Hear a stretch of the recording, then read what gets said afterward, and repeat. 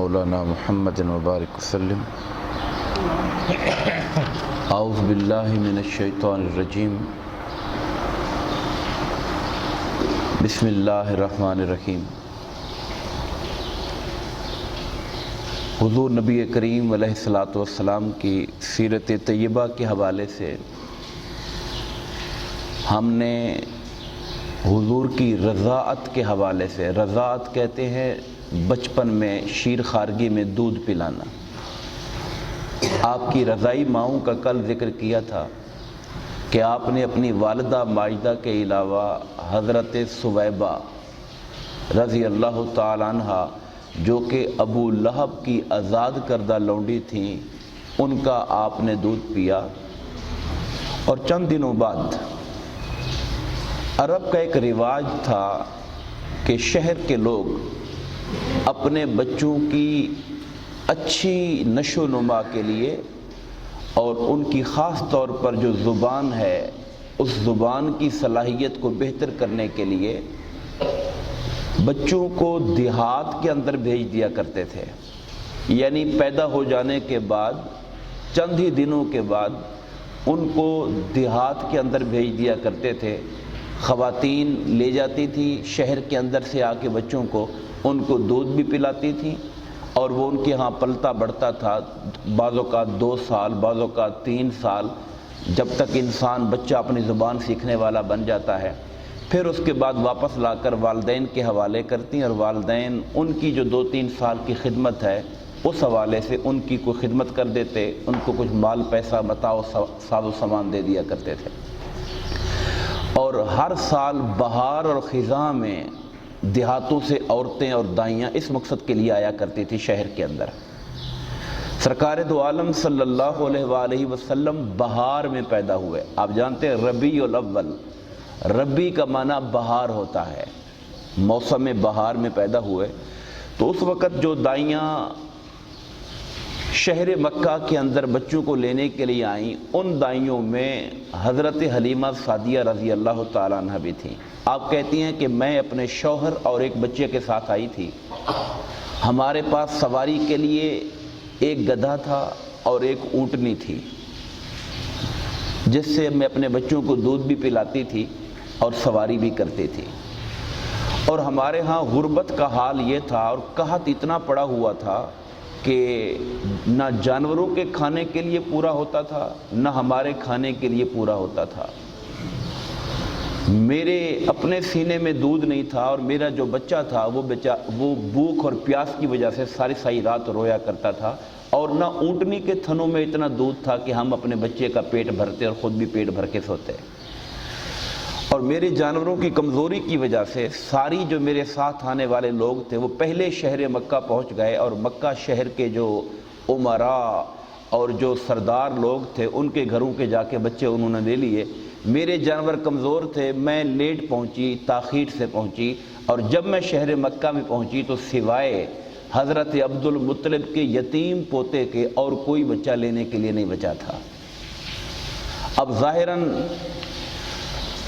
جو بھی بچہ وہ لیتے تھے یہ سوچ کے لیتے تھے کہ اس گھر کا بچہ لیں جہاں سے خدمت زیادہ ہو ہماری۔ اب جب دیکھا کہ یتیم بچہ ہے، باپ سر پہ نہیں ہے، تو پتہ نہیں کون اس کی اتنی خدمت کر سکے گا ہماری یا نہیں کر سکے گا۔ ہمارے دل میں خیال یہ تھا کہ ہم یہ نہ لیں، لیکن پھر سوچا کہ اتنا سفر کر کے آئے ہیں، اگر خالی ہاتھ جائیں گے تو کیا فائدہ، چلو جو ہے لے جاتے ہیں۔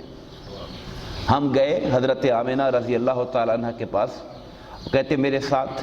میرا بیٹا بھی تھا، میں نے حضور نبی کریم کو گود میں لے لیا۔ وہ کہتی ہے ان کو گود میں لیتے ہی مجھے اپنے اندر ایک عجیب تبدیلی کا احساس پیدا ہونا شروع ہو گیا، گود میں لیتے ہی۔ اور میں 3 دن ان کے گھر میں ٹھہری وہاں پر، وہی مکہ کے اندر، اور پہلی رات جب میں نے حضور نبی کریم کو دودھ پلایا تو میری چھاتیوں میں ایسے لگتا تھا جیسے اللہ تعالیٰ نے دودھ کو دوڑا دیا ہے۔ اور میرے سرکار کا ذکر کیا کہ ان کے دودھ پی جانے کے بعد آپ نے ایک طرف سے دودھ پیا اور دوسری طرف والا دودھ چھوڑ دیا اس اپنے رضائی بھائی کے لیے جو اپنی ماں کے ساتھ پہلے سے موجود تھا۔ یعنی اس عالم میں کہ جب آپ دودھ پی رہے تھے تب بھی آپ نے عدل اور انصاف کو نہیں چھوڑا، اپنے حصے کا دودھ پیا اور جو دوسرے حصے کا دودھ تھا وہ اپنے رضائی بھائی کے لیے چھوڑ دیا۔ آپ کہتے ہیں تیسرے دن ہم وہاں سے روانہ ہوئے، وہ میرے جانور جو پہلے کمزوری کی وجہ سے سب سے پیچھے رہ گئے تھے، اب ان کے اندر ایک طاقت بھری ہوئی تھی۔ میں نے جب بٹھایا سرکار کو اپنے ساتھ، عربی زبان میں بلکہ فارسی زبان میں گدھے کو دراز گوش کہتے ہیں۔ دراز گوش مانا لمبے کانوں والا، اس کے لیے لفظ جو بولا جاتا ہے وہ دراز گوش۔ ہمیں سیرت کی کتابوں کے اندر جو لفظ ملتے ہیں یا ادب کے لیے جب یہ لفظ بولا جاتا ہے تو گدھا نہیں بولا جاتا، دراز گوش کا لفظ بولا جاتا ہے۔ حضور نبی کریم صلی اللہ علیہ وسلم مدینہ طیبہ کے اندر بھی دراز گوش کی سواری کر لیا کرتے تھے۔ ہمارے آقا کی عاجزی تھی، حالانکہ گھوڑے موجود تھے، اعلیٰ سے اعلیٰ گھوڑے بھی موجود تھے وہاں پر، مگر آقا اپنی تواضع اور اپنی عاجزی کے اظہار کے لیے دراز گوش کی سواری بھی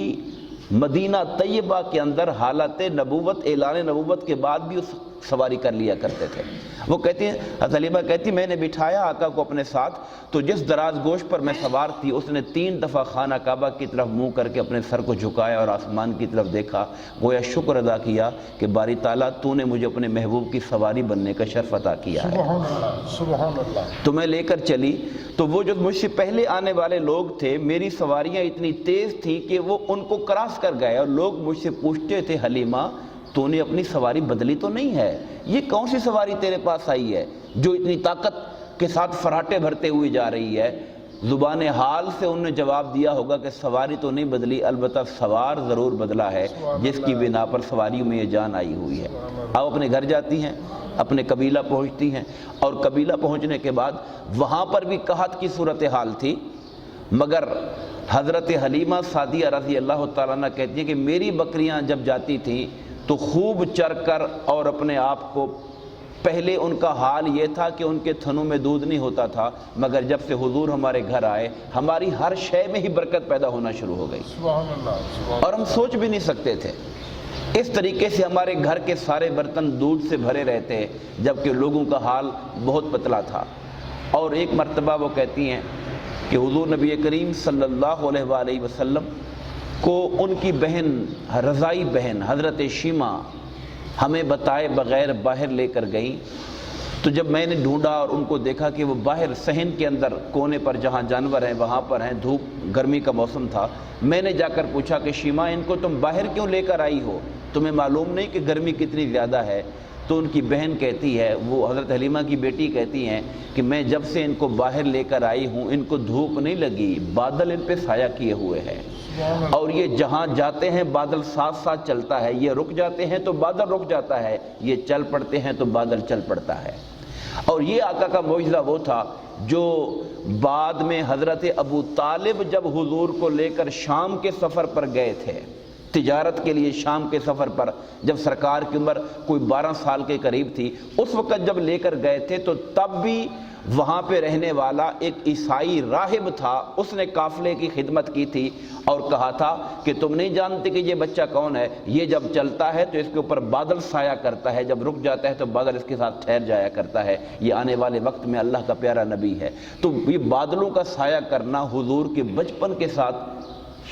آقا نامدار علیہ الصلوۃ والسلام کی زندگی کا حصہ تھا، اور اللہ تبارک و تعالیٰ کا یہ کرم آپ پر ابتدا سے تھا۔ جب آپ 2 سال کے ہوئے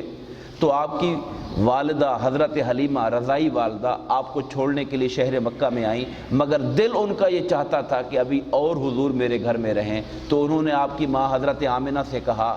کہ مکہ شہر کے اندر بیماری آئی ہوئی ہے، اگر آپ اجازت دیں تو میں ان کو پھر اپنے ساتھ واپس لے جاؤں۔ وہ جانتی تھی کہ بیماری تو ایسی خاص نہیں ہے، بس ان کا دل کر رہا ہے کہ یہ میرے پاس اور رہے۔ انہوں نے کہا ٹھیک ہے، آپ ان کو اپنے پاس لے جائیں۔ تو مزید 2 سال آقا نامدار نے پھر حضرت حلیمہ سعدیہ کے پاس گزارے، اور وہاں پر وہ واقعہ پیش آیا جس کو شق صدر کہتے ہیں۔ آپ اپنے بھائی کے ساتھ بکریاں چرانے کے لیے نکلے ہوئے تھے، بکریوں کے ساتھ گئے ہوئے تھے، تو وہاں پر آپ کا بھائی دوڑا دوڑا گھر واپس آیا اور کہا کہ میرا جو قریشی بھائی ہے، حضور کے بارے میں کہا، ان کو 2 آدمی آئے تھے، انہوں نے لٹا لیا، ان کے پیٹ کو چیرا، اور پیٹ کو چیر کر کوئی چیز ان کے پیٹ میں سے نکال کے باہر پھینک دی اور کچھ اندر رکھ دیا۔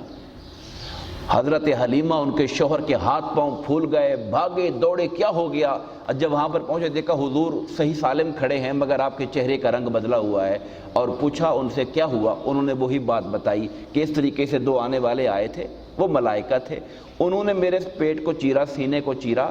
اور وہ جو ہر انسان کو اللہ جب پیدا کرتا ہے تو ایک حصہ شیطان کا وہاں پہ ہوتا ہے، اس کو نکال کر اللہ تعالیٰ نے ایمان سے میرے قلب کو پیدائش سے بھر دیا ہے تاکہ بچپن کے اندر بھی کوئی شیطانی اثر حضور کے ساتھ شریک نہ ہو سکے۔ سبحان اللہ، سبحان اللہ۔ اب یہ باتیں چونکہ حضرت حلیمہ ان کے گھر والے جانتے نہیں تھے، پریشان ہو گئے۔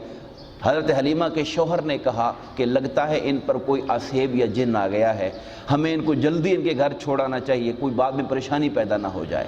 وہ ان کو لے کر مکہ آئے اور آ کے حضرت آمنہ کو سارا حال بتایا۔ حضرت آمنہ تو وہ ہیں جنہوں نے حضور ابھی پیٹ میں تھے تو ملائکہ کی زیارت کی ہوئی تھی، انہوں نے کہا پریشان مت ہو، کوئی جن میرے بیٹے پر قابو نہیں پا سکتا ہے، میرے بیٹے کو اللہ وہ شان دے گا کہ کائنات اس کا نظارہ دیکھے گی، تم پریشان نہ ہو اس کے بارے میں۔ انہوں نے پھر اپنے پاس گھر میں رکھا اور وہیں آپ پھر اپنی والدہ کی تربیت میں رہنے لگ گئے۔ مزید گفتگو انشاءاللہ اس پر کل ہوگی۔ اللہ تبارک و تعالی حضور نبی کریم علیہ الصلوۃ والسلام کی عظمت اپنے دلوں میں اجاگر کرنے کی توفیق عطا فرمائے۔ آمین۔ وما علینا الا البلاغ المبین۔